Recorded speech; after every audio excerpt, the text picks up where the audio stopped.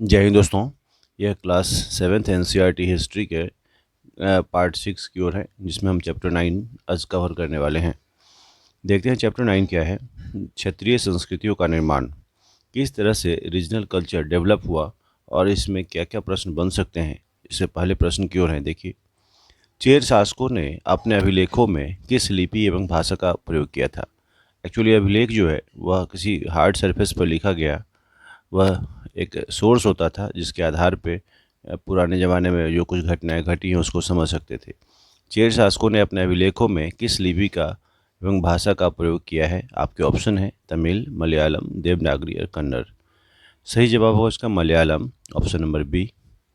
Actually इसके बारे में कुछ और भी जानकारी है जो कि ध्यान रखने योग्य है। महोदयपुरम का चेर राज्य प्रायद्वीप के दक्षिणी पश्चिमी भाग में, जो आज के केरल राज्य का हिस्सा है, जो वर्तमान में केरल है, उसी का यह हिस्सा था। 9वीं शताब्दी में स्थापित किया गया था इसे।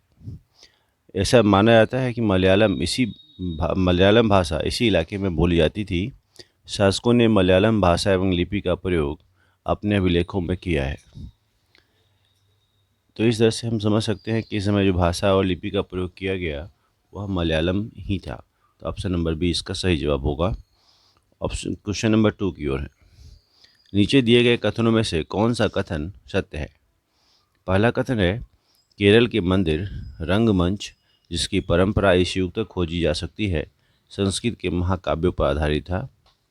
दूसरा, कि मलयालम भाषा की पहली साहित्यिक कृति तेलुगु की ऋणी है।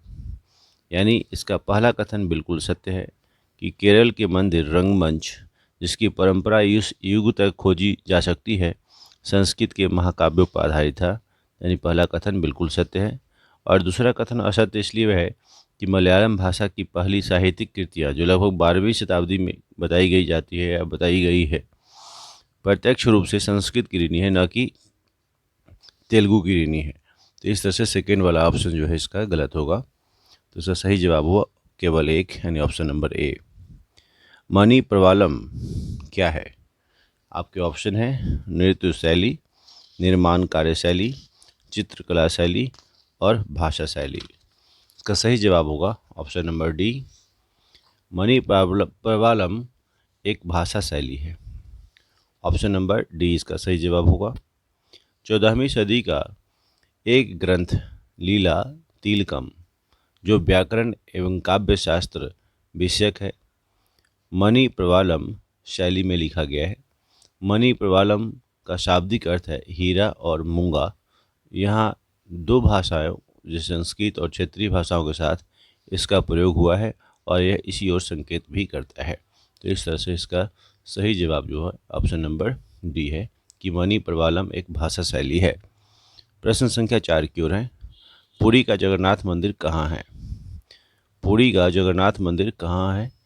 तो ऑप्शन नंबर इसका आप पढ़िए। ऑप्शन जो है तमिलनाडु, आंध्र प्रदेश, पश्चिम बंगाल और उड़ीसा। इसका सही जवाब होगा उड़ीसा में। पुरी का जगन्नाथ मंदिर उड़ीसा में अवस्थित है। जगन्नाथ का शाब्दिक अर्थ है दुनिया का मालिक, जो विष्णु का पर्याय है। तो ऑप्शन नंबर डी इसका सही जवाब होगा। प्रश्न संख्या 5 की ओर है। निम्नलिखित कथनों में से कौन सा कथन सही है। पहला, जगन्नाथ मूलतः एक स्थानीय देवता थे जिन्हें आगे चलकर विष्णु का रूप मान लिया गया। और दूसरा, जगन्नाथ आज भी जगन्नाथ की काष्ठ प्रतिमा यानी लकड़ी की प्रतिमा है, काठ की, स्थानीय जनजातीय लोगों द्वारा बनाई जाती है। तो इस तरह से दोनों कथन इसमें सही सत्य दिखता है, इसलिए इसका आंसर होगा ऑप्शन नंबर सी, 1 और 2 दोनों। आज भी जगन्नाथ की जो काष्ठ प्रतिमा है वह स्थानीय जनजातीय लोगों द्वारा बनाई जाती है, जिससे मतलब निकलता है कि जगन्नाथ मूलतः एक स्थानीय देवता थे जिनको आगे चलकर विष्णु का रूप मान लिया गया। इस तरह से इस प्रश्न से जुड़ी इतनी जानकारी ध्यान में रखेंगे। प्रश्न संख्या 6 की ओर है। जिन्होंने भी उड़ीसा को जीता, जैसे मुगल, मराठे, अंग्रेज, सबने जगन्नाथ मंदिर पर अपना नियंत्रण स्थापित करने का प्रयत्न किया था। इसके पीछे प्रमुख उद्देश्य क्या थे।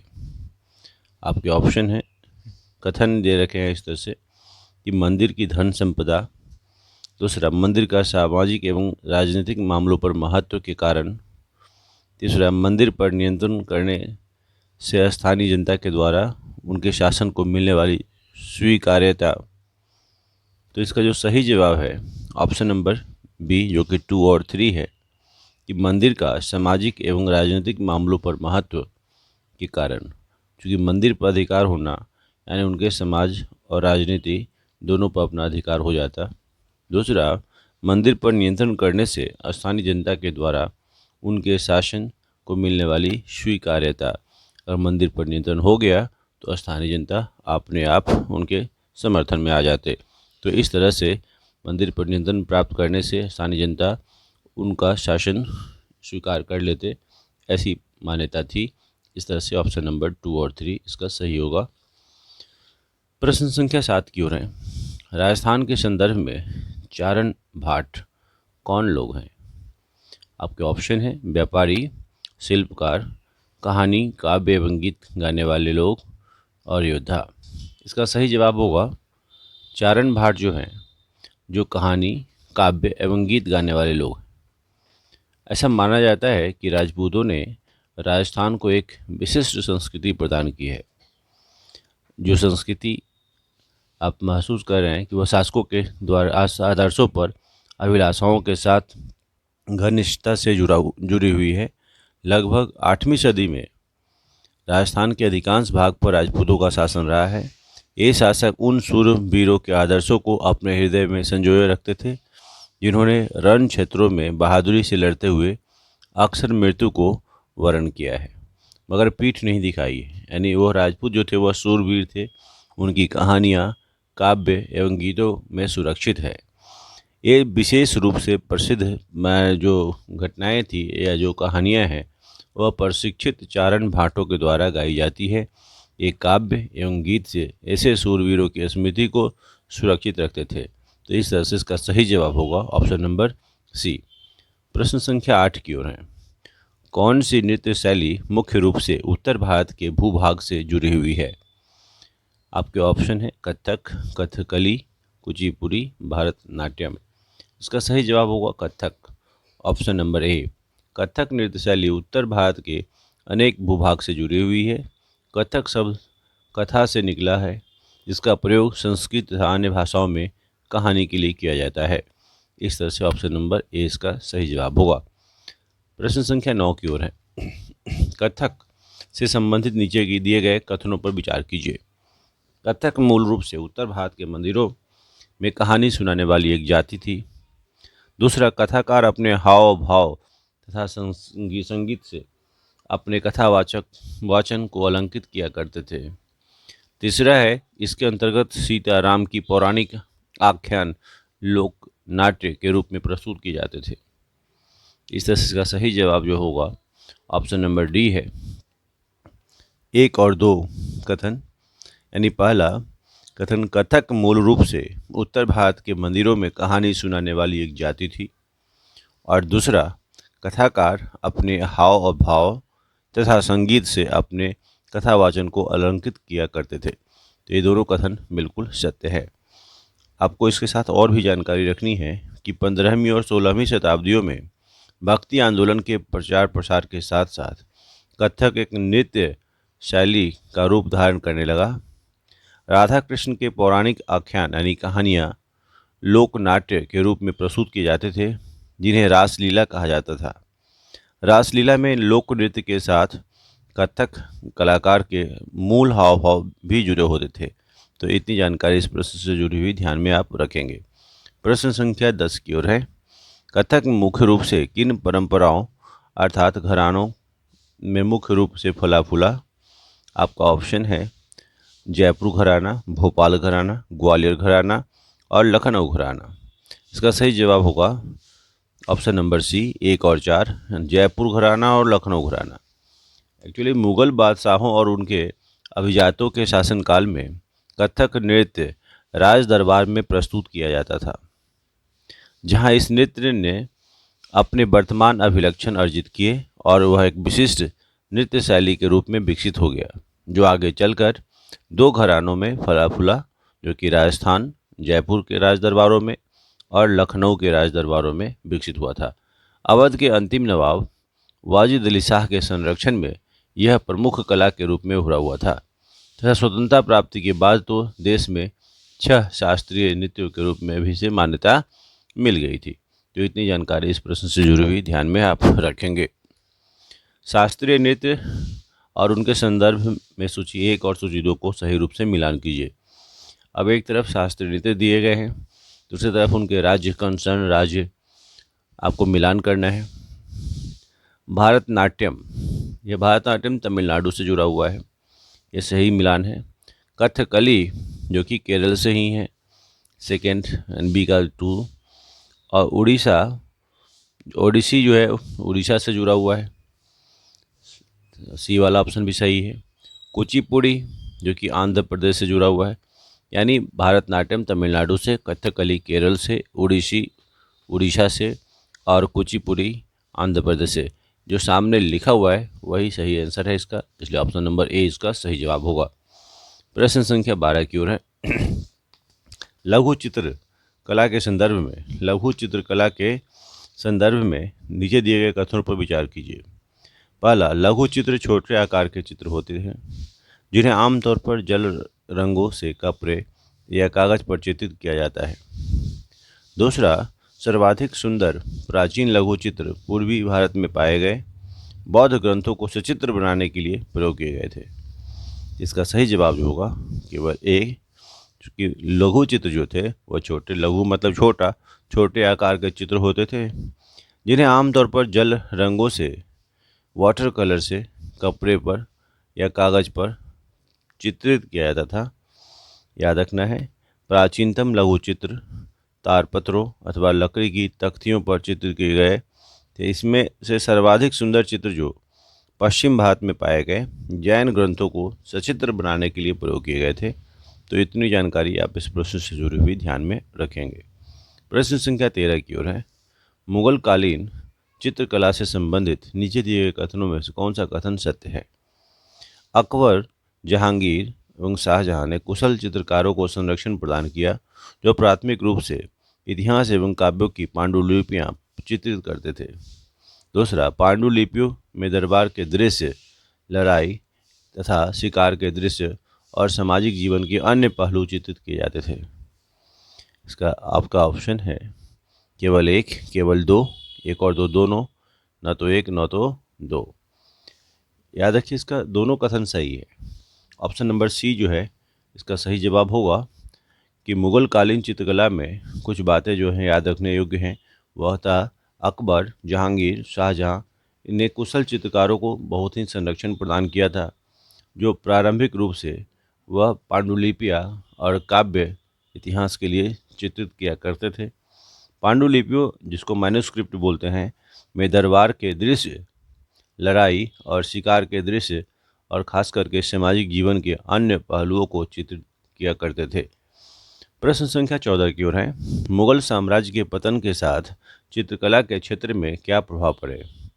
पहला, मुगलों की कलात्मक रुचियों ने दक्षिण के क्षेत्रीय दरबार और राजस्थानों के राज दरबारों को प्रभावित किया था।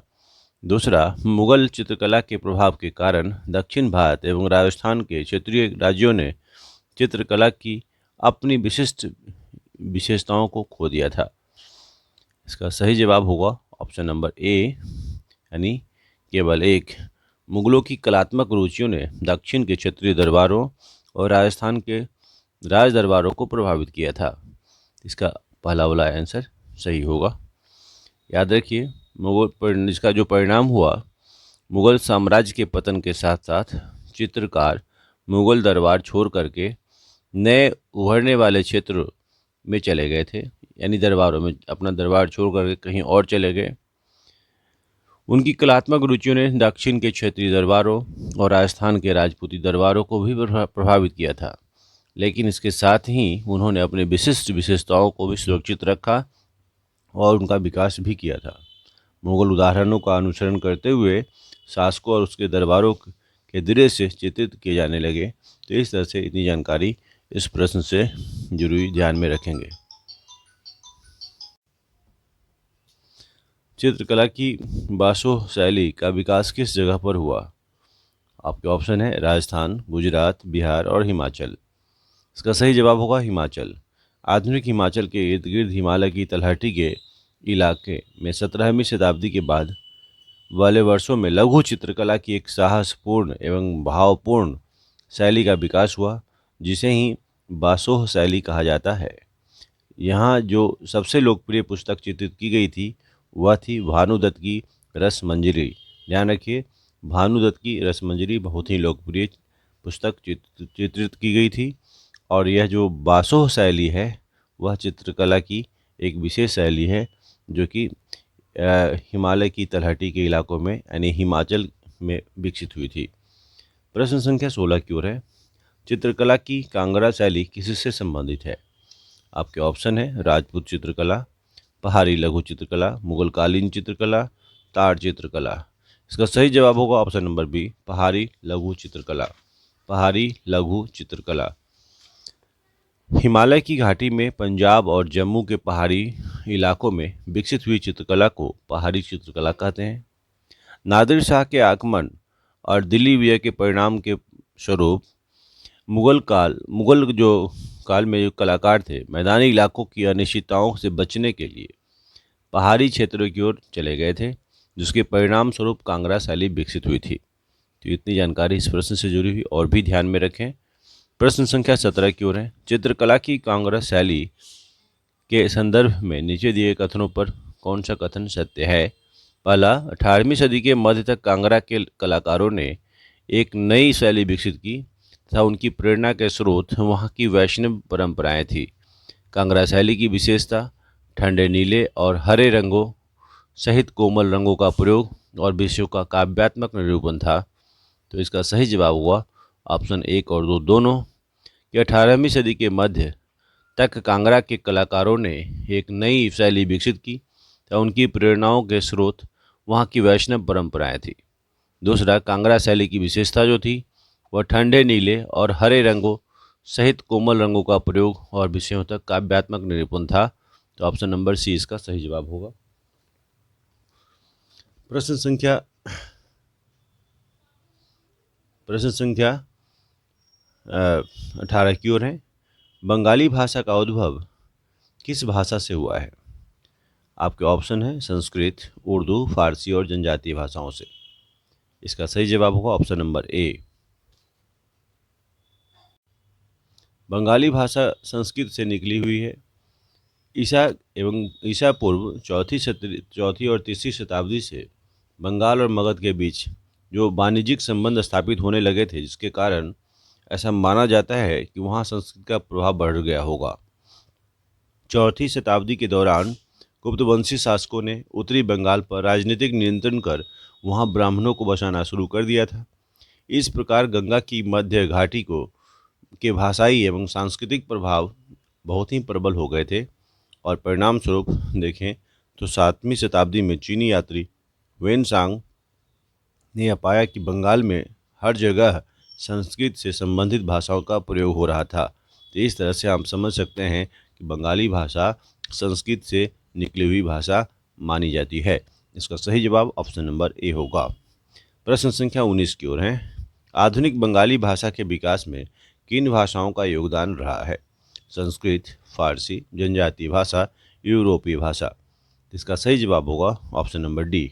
इनमें सभी का एक सम्मिलित योगदान रहा है, संस्कृत, फारसी, जनजातीय और यूरोपीय भाषा का। तो इस तरह से आप समझे कि यह सभी का एक सम्मिलित सहयोग है। तो ऑप्शन डी इसका सही जवाब हो गया। प्रश्न संख्या 20 की ओर है। मंगल काव्य किस क्षेत्र से संबंधित साहित्यिक कृति है? बिहार, बंगाल, तमिलनाडु, असम। इसका सही जवाब होगा बंगाल। संस्कृत महाकाव्यों का बंगाली भाषा में किए गए अनुवाद को मंगल काव्य कहा गया है। संस्कृत महाकाव्य को बंगाली भाषा में जो ट्रांसलेट किया गया है उसी को मंगल काव्य कहा गया। शाब्दिक अर्थों में शुभ यानी मांगलिक काव्य को जो स्थानीय देवी देवताओं से संबंधित है उनसे जुड़ा हुआ है। तो इसका सही जवाब बंगाल होगा। प्रश्न संख्या 21 की ओर है।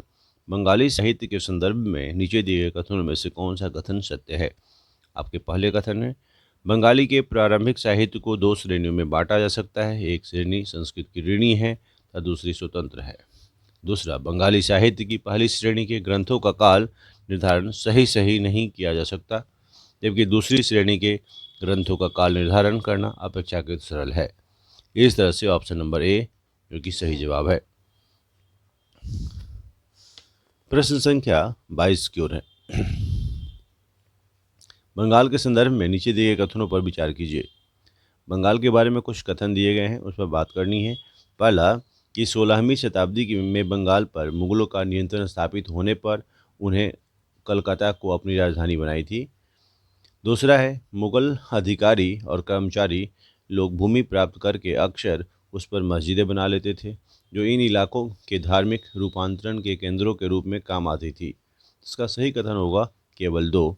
पूछा गया है बंगाल के बारे में कौन सा कथन सत्य है, तो पहला वाला तो बिल्कुल गलत है। सेकेंड कथन जो है, मुगल अधिकारी और कर्मचारी लोग भूमि प्राप्त करके अक्सर उस पर मस्जिद बनवा लेते थे, जो उस इलाके के धार्मिक रूपांतरण के केंद्रों के रूप में काम आती थी। तो ऑप्शन नंबर 20 का सही जवाब होगा। अब इसके बारे में कुछ जानकारी और भी ध्यान में रखिए। बंगाल पर मुगलों का नियंत्रण स्थापित होने पर इन्होंने पूर्वी डेल्टा प्रदेश के केंद्रीय भाग में स्थित ढाका नगर में अपनी राजधानी स्थापित की। प्रशासन की भाषा फारसी रखी थी, तो इतना भी ध्यान में रखेंगे। प्रश्न संख्या 23 की ओर है। बंगाल में पीर श्रेणी में कौन कौन लोग शामिल थे? हिंदू देवी देवता, बौद्ध देवी देवता, जीवात्माएं और उपयुक्त सभी। इसका सही जवाब होगा उपयुक्त सभी, क्योंकि बंगाल में पीर जो हिंदू देवी देवता, बौद्ध देवी देवता और जीवात्माएं तीनों, एक्चुअली पीर एक फारसी शब्द है जिसका अर्थ होता है आध्यात्मिक मार्गदर्शक। आध्यात्मिक मार्गदर्शक, पीर एक फारसी शब्द है जिसका अर्थ है आध्यात्मिक मार्गदर्शक। शुरुआत में बाहर से आकर बंगाल में बसने वाले लोग यहाँ की अस्थिर परिस्थितियों में रहने के लिए कुछ व्यवस्था और आश्वासन चाहते थे। ये सुख सुविधाएं और आश्वासन उन्हें समुदाय के नेताओं के ने प्रदान की थी। ये नेता शिक्षकों और निर्णायकों की भूमिका भी अदा करते थे। कभी कभी ऐसा भी समझा जाता था कि इन नेताओं के पास अलौकिक शक्तियाँ हैं। स्नेह और आदर से लोग इन्हें पीर कहा करते थे। इस पीर श्रेणी में संत, सूफी और अन्य धार्मिक महानुभाव, साहसी उपनिवेशी, देवत्व प्राप्त सैनिक एवं योद्धा, अलग अलग हिंदू तथा बौद्ध देवी देवता, यहाँ तक कि जीवात्माएं भी शामिल थी। इस तरह से पीरों की जो पूजा पद्धति थी बहुत ही लोकप्रिय हो गई और उनकी मज़ारें बंगाल में हर जगह पाई जाती है। तो इतनी जानकारी इस पीर से जुड़ी हुई ध्यान में आप रखेंगे। प्रश्न संख्या 24 की ओर है।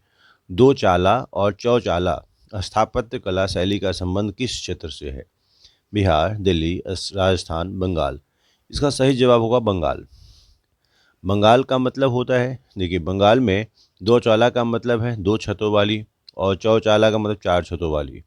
बंगाल में मंदिरों की जो शक्ल है यानी आकृति बंगाल की छप्पर झोपड़ियाँ की तरह 2 चाला 2 छतों वाली या चौचाला 4 छतों वाली होती थी।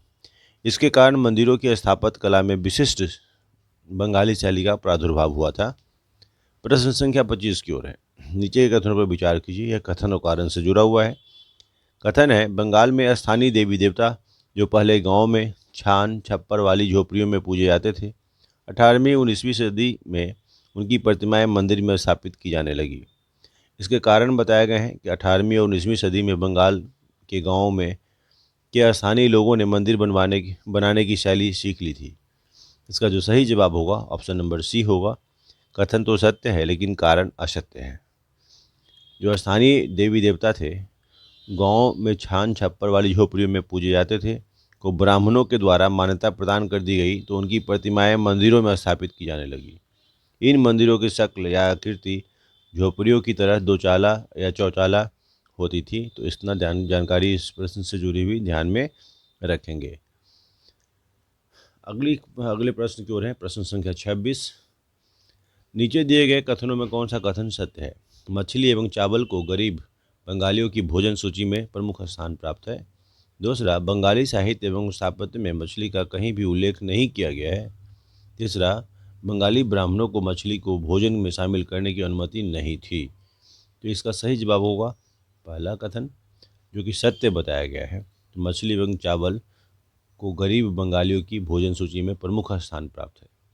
एक्चुअली बंगाल एक नदी तटीय मैदान है जहाँ मछली एवं धान की उपज बड़े पैमाने पर होती है। मछली पकड़ना वहाँ का प्रमुख धंधा रहा है और बंगाली साहित्य में मछली का स्थान अलग अलग जगहों पर उल्लेख भी मिलता है। मंदिरों और बौद्ध विहारों की दीवारों पर जो मिट्टियाँ की पट्टिकाएँ लगाई गई हैं, उनमें भी मछलियों को साफ करते हुए और टोकरियों में भरकर बाजार ले जाते हुए दर्शाया गया है।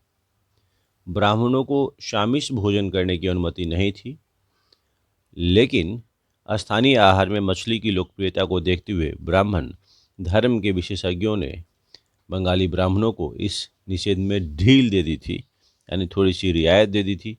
बृहद धर्म पुराण की अगर बात करें, जो बंगाल में रचित 13वीं सदी का संस्कृत ग्रंथ है, जिसमें ब्राह्मणों को कुछ खास किस्मों की मछलियाँ खाने की अनुमति दे दी गई थी। तो इतनी जानकारी इस प्रश्न से रखें, जो कि इस चैप्टर का अंतिम प्रश्न था। उम्मीद करता हूँ सभी प्रश्न आपकी परीक्षा के लिए उपयोगी हों। धन्यवाद।